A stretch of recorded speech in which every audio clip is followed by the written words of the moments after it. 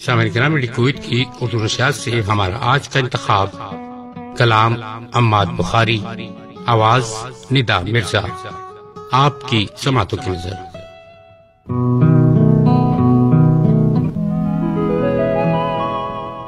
रास्ता इश्क का दुश्वार भी हो सकता है, अब जो साया है वो दीवार भी हो सकता है। रेत का घर जो बनाया है तो क्या फख्र करें, एक ठोकर से ये मिस्मार भी हो सकता है। उसके लहजे की हलावत पे ना जाना यारो, उसका लहजा कभी तलवार भी हो सकता है।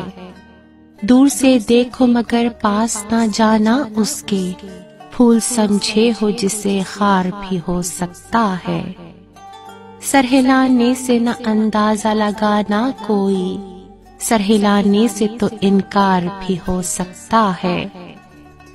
मैंने पत्थर को भी ठोकर न लगाई अम्माद, एक पत्थर से मुझे प्यार भी हो सकता है।